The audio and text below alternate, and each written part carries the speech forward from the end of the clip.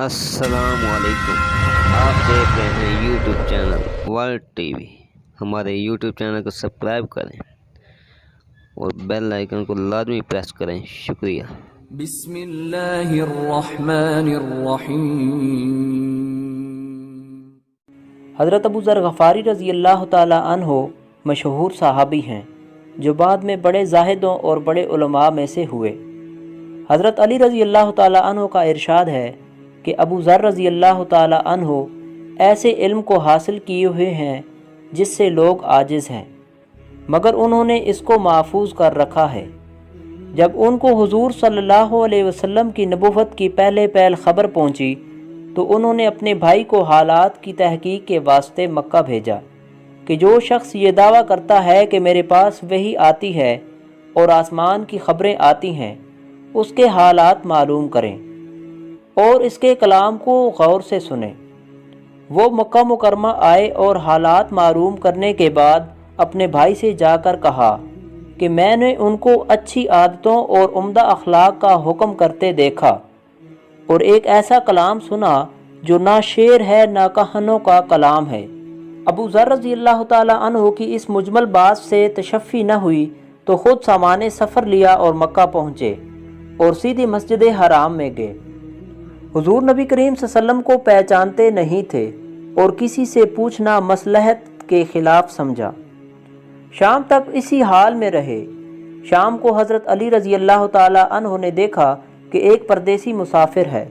مسافروں کی، غریبوں کی، پردیسیوں کی خبر گیری اور ان کی ضرورتوں کا پورا کرنا ان حضرات کی گھٹی میں پڑا ہوا تھا، اس لیے ان کو اپنے گھر لے آئے میزبانی فرمائی، لیکن اس کے پوچھنے کی کوئی ضرورت نہ سمجھی کہ کون ہو، کیوں آئے۔ مسافر نے بھی کچھ ظاہر نہ کیا۔ صبح کو پھر مسجد میں آ گئے اور دن بھر اسی حال میں گزارا کہ خود پتہ نہ چلا اور دریافت کسی سے نہیں کیا۔ غالباً اس کی وجہ یہ ہوگی کہ حضور صلی اللہ علیہ وسلم کے ساتھ دشمنی کے قصے بہت مشہور تھے۔ آپ صلی اللہ علیہ وسلم کو اور آپ صلی اللہ علیہ وسلم کے ملنے والوں کو ہر طرح کی تکلیفیں دی جاتی تھیں۔ ان کو خیال ہوا کہ صحیح حال معلوم نہیں ہوگا اور بدگمانی کی وجہ سے مفت کی تکلیف علیحدہ رہی۔ دوسرے دن شام کو بھی حضرت علی رضی اللہ تعالی عنہ کو خیال ہوا کہ پردیسی مسافر ہے، بظاہر جس غرض کے لیے آیا ہے وہ پوری نہیں ہوئی، اس لیے پھر اپنے گھر لے گئے اور رات کو کھلایا اور سلا دیا، مگر پوچھنے کی اس رات بھی نوبت نہ آئی۔ تیسری رات کو پھر یہی صورت ہوئی تو حضرت علی رضی اللہ تعالی عنہ نے دریافت کیا کہ تم کس کام آئے ہو، کیا غرض ہے؟ تو حضرت ابو ذر رضی اللہ تعالی عنہ نے اول ان کو قسم اور عہد و پیمان دیے اس بات کے کہ وہ صحیح بتائیں، اس کے بعد اپنی غرض بتلائی۔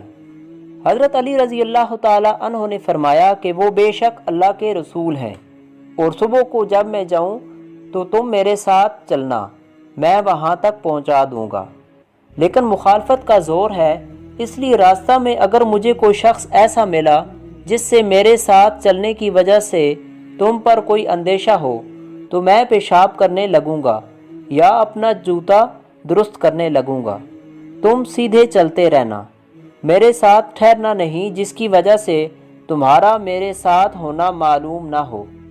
چنانچہ صبح کو حضرت علی رضی اللہ تعالی عنہ کے پیچھے پیچھے حضور صلی اللہ علیہ وسلم کی خدمت میں پہنچے۔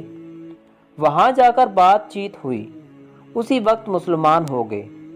حضور اقدس صلی اللہ علیہ وسلم نے ان کی تکلیف کے خیال سے فرمایا کہ اپنے اسلام کو ابھی ظاہر نہ کرنا، چپکے سے اپنی قوم میں چلے جاؤ، جب ہمارا غلبہ ہو جائے اس وقت چلے آنا۔ انہوں نے عرض کیا، یا رسول اللہ صلی اللہ علیہ وسلم، اس ذات کی قسم جس کے قبضے میں میری جان ہے، اس کلمہ توحید کو ان بے ایمانوں کے بیچ میں چلا کے پڑھوں گا۔ چنانچہ اسی وقت مسجد حرام میں تشریف لے گئے اور بلند آواز سے کلمہ شہادت پڑھا۔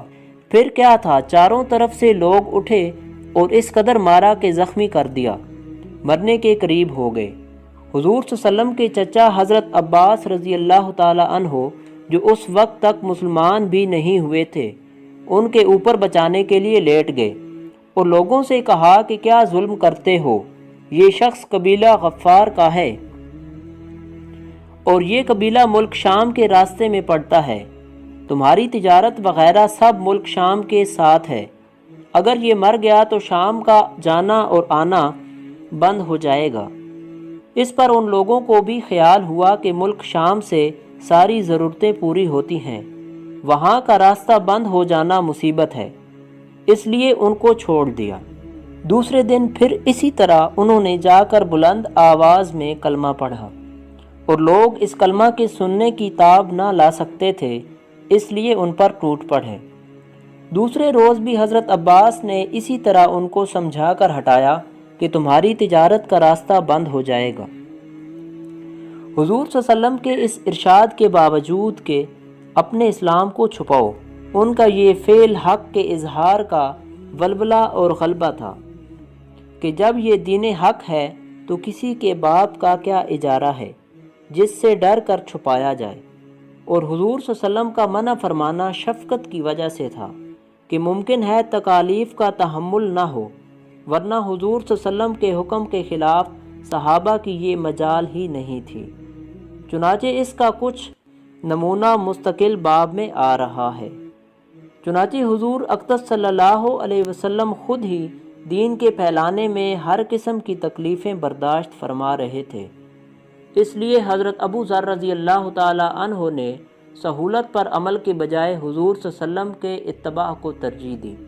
یہی ایک چیز تھی کہ جس کی وجہ سے ہر قسم کی ترقی صحابہ کرام کے قدم چوم رہی تھی اور ہر میدان ان کے قبضے میں تھا کہ جو شخص بھی ایک مرتبہ کلمہ شہادت پڑھ کر اسلام کے جھنڈے کے نیچے آ جاتا تھا، بڑی سے بڑی قوت بھی اس کو نہ روک سکتی تھی اور نہ بڑے سے بڑا ظلم ان کو دین اسلام کی اشاعت سے ہٹا سکتا۔